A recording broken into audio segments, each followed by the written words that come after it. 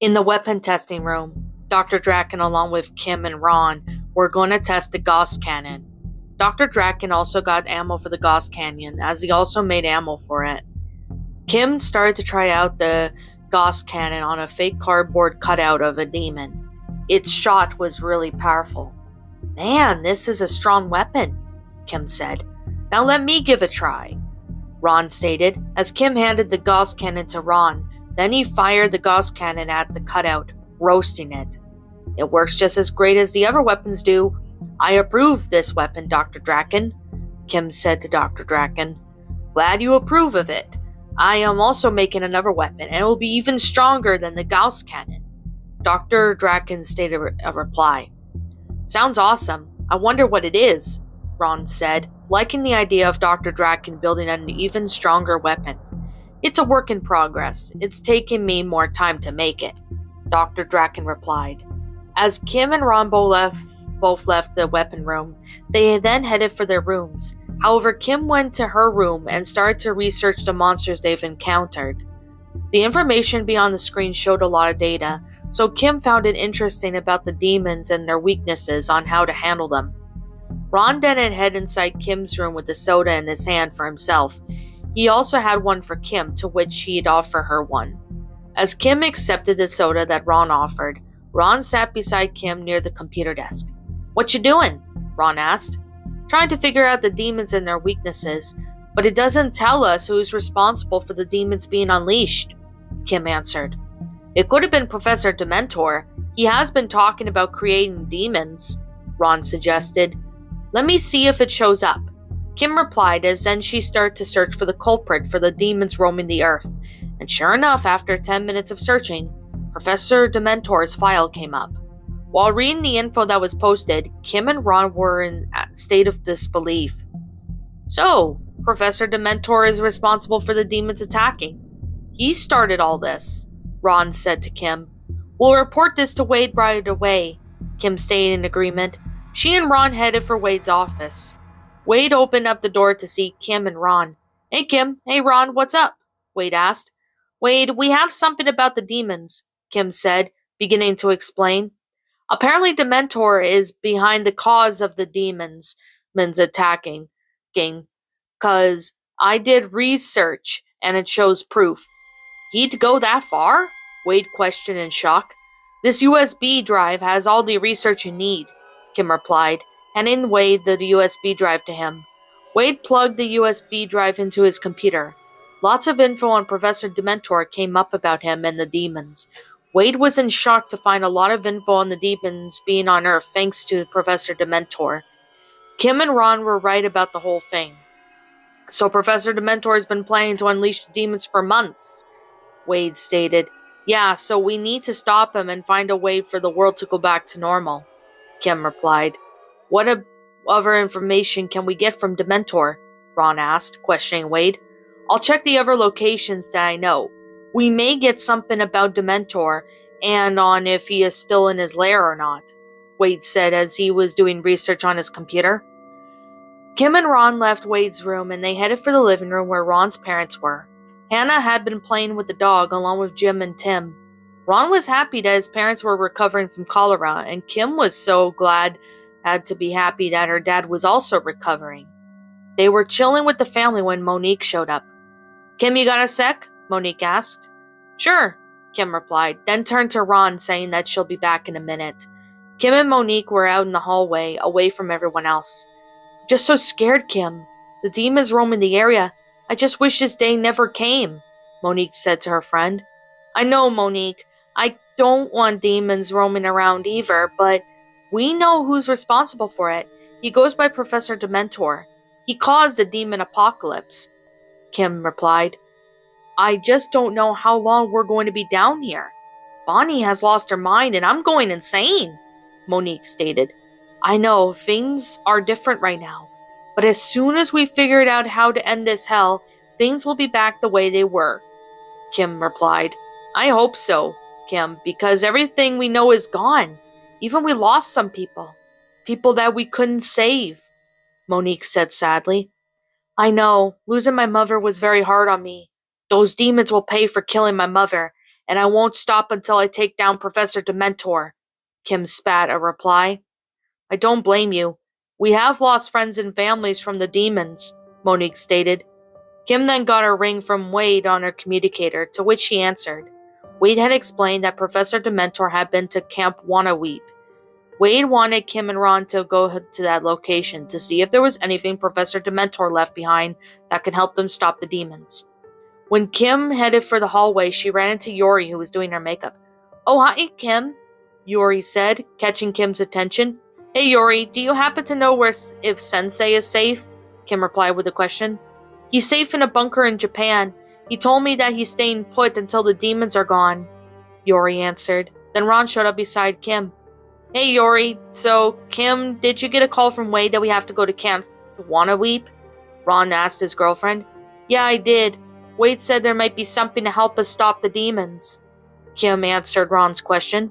Stoppable-san, please be safe, Yori said to Ron, hugging him, to which he didn't mind, and Kim didn't mind it either. I'll be safe, Yori. Those demons can't bring us down that easily, Ron replied, hugging Yori back. If you and Kim need my help, I'm always here for you two, Yori said, reassuring them. We appreciate it, Yori. We need all the help we need to kill these demons, Kim replied as she and Ron headed for the armory. A couple of minutes later, Kim and Ron were in their battle armor and climbed inside the tank. Once inside the tank, they drove through the forest looking for the swamp. It happened to be at Camp Wannaweep, where Kim and went there dealing with Gil Moss a few years ago. Since there were very few demons in the forest and swamp area, they wouldn't have to fight too many demons. Once at the base of the camp, Kim and Ron climbed out of the tank to look around, seeing blood, corpses, and organs all over the ground. They started to check the bunkers when they spotted a pain elemental. It was floating in the air like a cacodemon, but instead of fireballs it shoots out, it shots out lost souls. Kim and Ron pretty much were doing their best to shoot down the pain elemental, but it kept shooting out lost souls, making them frustrated. Their demon identifiers in the body armor gave the two demons their names. They now know that they are pain elementals and lost souls. There's too many lost souls, Kim shouted to Ron. You're telling me, KP? How the hell are we supposed to handle two different types of demons at once? Ron shouted back. Then Kim had an idea. Ron, take care of the lost souls. I'll handle the pain elemental, Kim instructed. I'll cover you, Kim, Ron replied. Then he started to shoot down the lost souls that were charging for Kim and him. He managed to gun down a good number of lost souls down, while Kim used a plasma rifle to gun down the pain elemental. Once Kim had killed the pain elemental, it exploded and two lost souls came out to attack them. Kim had managed to kill two of the lost souls in the area as they exploded when they were killed. It was one heck of a battle. Man, that one was crazy floating demon with demon skulls, Ron said, sighing in relief. No kidding. Those two are two new demons we've encountered, Kim replied. Then she and Ron began to search all over Camp Wannaweep just to find anything to stop the demons. While searching around the camp, Kim and Ron found some demons in the area, to which they gunned them down. As they were looking for the campgrounds, Kim found something in the swampy water from the docks. There is something in the water, Kim said, inspecting whatever it was in the water she was looking at. It may be a body, Kim, Ron warned. Kim went in the swampy water, heading towards what was in the water. As she got closer, she inspected the body to be of someone. And when she got a close enough look, she pulled the corpse over to see a lifeless corpse of Gil Moss. Oh, God, Kim replied, gagging a bit as a smell of rotting corpse hit the ventilation of her helmet. She managed to swallow back her vomit as she inspected the body. She could see that his torso had a huge hole in it, meaning whatever hit Gil was too powerful to be from a shotgun blast, but mostly a rocket blast from a revenant or another demon. Gil's dead. Judging by the body, he's almost split in half, Ron said to Kim. Yeah, a revenant or another demon took him down, Kim replied as she got out of the swampy water. Then she heard some demons making sounds in the marshlands of Camp Wannaweep. As Kim and Ron followed the source of the demon sounds, Kim noticed a couple of pinkies wandering around the marshlands. They were also in the swampy water, so it would slow them down to attack her and Ron. Kim got her chain gun ready as Ron did the same, and they started to gun down the pinkies down. The sound of the chain gun attracted pinkies, focusing their attention on Kim and Ron. Since they were in the swampy water of the marshlands, it was slowing the pinkies down as they struggled to move in the water that was deep for them. One by one, the pinkies dropped dead like flies, making the fight successful. After gunning the pinkies down, Kim and Ron looked at the shed that was only a couple feet away from them. "There's a shed. Maybe Professor Dementor left something in there." Ron pointed the shed out as he and Kim headed in that direction. Once they got to the doors of the shed, Kim looked to see a revenant heading for them. Kim instructed Ron to look in the shed while she fight the revenant. Kim began to dodge the rockets while firing the chain gun at the revenant. Kim continued to fight the revenant, however, she was having a hard time dodging the demon's shot due to it shooting out rockets. Kim eventually managed to gun down the revenant, and once he dropped dead, Kim looked to see Ron walk out with a tourmaline. It was a necklace that he found, and Kim headed towards Ron and inspected the necklace. "This is a black tourmaline necklace. This will help stop the demons, although it won't stop all the demons across the world.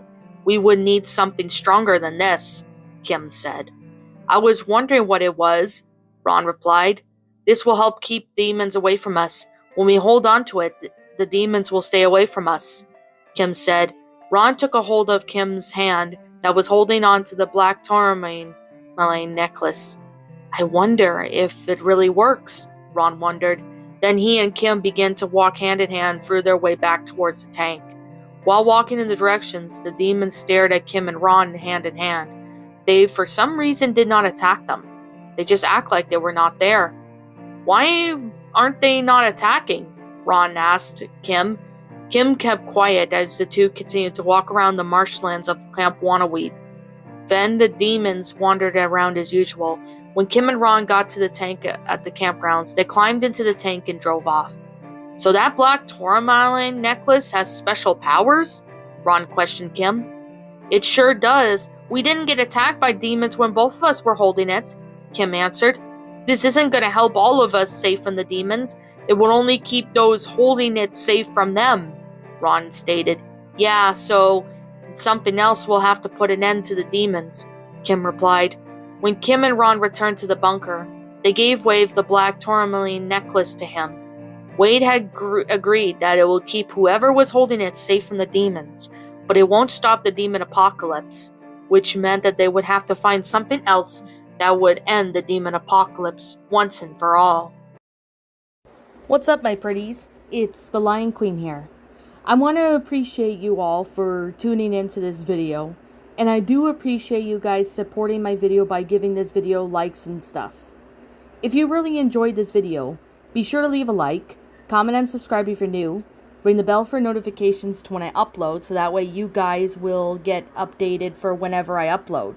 If you want to follow me on Twitter or DeviantArt, feel free to leave a follow on those if you are interested in following me on those socials.